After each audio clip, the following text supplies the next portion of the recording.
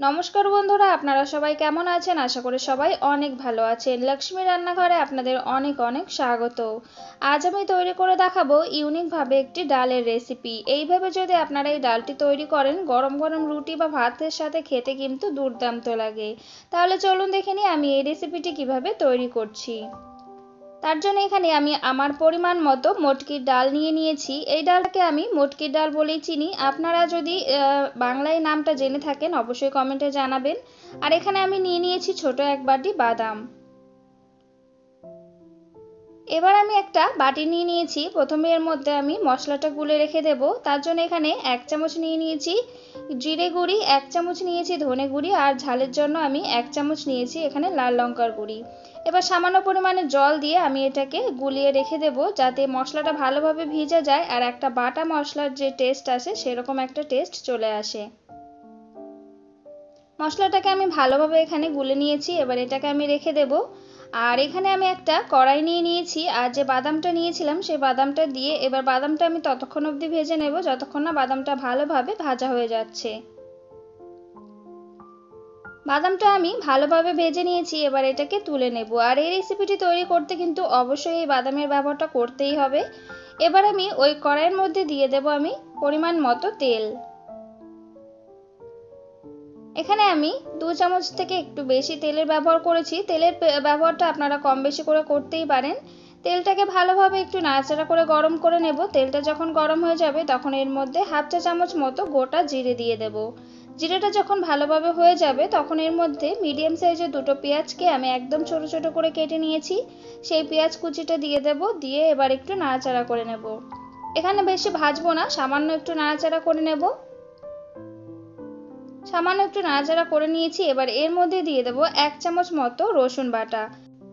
এবার পেঁয়াজের সাথে রসুনটাকে ততক্ষণ অবধি ভেজে নেব যতক্ষণ না রসুনের কাঁচা গন্ধ চলে যাচ্ছে আর পেঁয়াজটা ভালোভাবে ভাজা হয়ে যাচ্ছে।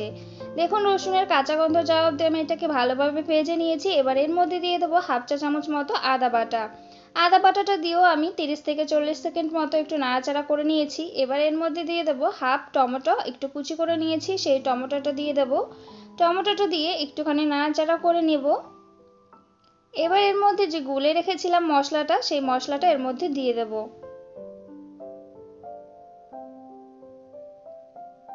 মশলাটা দিয়ে এবার যে বাটি ধোয়া জলটা একটু দিয়ে দেবো, যে বাটিতে মশলাটা আমি গুলে রেখেছিলাম।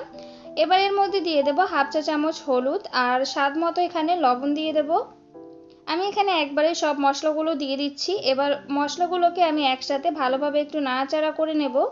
আর এখানে আমি ঢাকা দিয়ে 2 থেকে 3 মিনিটের জন্য লো আঁচে হতে দেব, যাতে টমেটোটা ভালোভাবে নরম হয়ে যায়।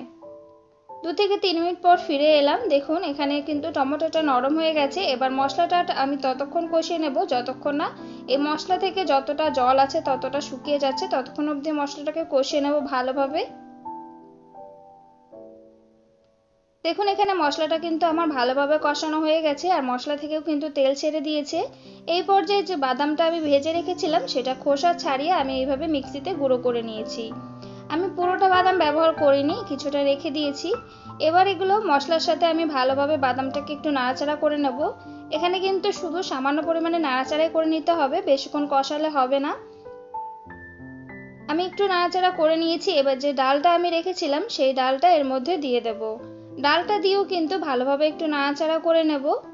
আমার চ্যানেলের রেসিপি যদি আপনাদের ভালো লেগে থাকে তাহলে অবশ্যই একটি লাইক করে দেবেন। নতুন বন্ধু হয়ে থাকলে চ্যানেলটিকে সাবস্ক্রাইব করে আমার পাশে থাকবেন।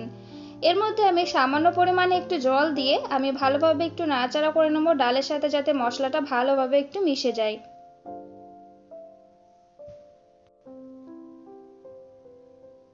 দেখুন এখানে আমি ভালোভাবে কিন্তু নাড়াচাড়া করে নিয়েছি। এবার এটাকে লো আঁচে রেখে ঢাকা দিয়ে 5 মিনিটের জন্য হতে দেব। ডালটা যেহেতু আগে থেকে সিদ্ধ করা যায় না তার জন্য এইভাবেই কিন্তু সিদ্ধটা করে নিতে হবে। এবার আমি ঢাকাটা খুলে নিয়ে আবার ভালোভাবে একটু নাড়াচাড়া করে নেব। এবার এর মধ্যে দিয়ে দেব আমি পরিমাণ মতো জল। যে যেমন গ্রেভি রাখতে চান সেই হিসাবে কিন্তু জলটা দেবেন। আমি যেহেতু এখানে গ্রেভিটা বেশি রাখতে চাই না তো সেই পরিমাণে জলের ব্যবহারটা করেছি। একটুখানি ডালটা যতদূর সিদ্ধ হয়ে যাবে তত অবধি কিন্তু এখানে জলটা ব্যবহার করতে হবে। আমি ঢাকা দিয়ে আরও 5 মিনিট মতো এই ডালটাকে ভালোভাবে রান্নাটা করে নিয়েছি। আর দেখুন এটা কিন্তু অনেকটা গাঢ় হয়ে গেছে। এবার এর মধ্যে আমি দিয়ে দেব হাফ চা চামচ মতো গরম মশলা গুঁড়ি আর বেশ কিছু ধনেপাতা কুচি দিয়ে দেব, দিয়ে ভালোভাবে নাড়াচাড়া করে নেব।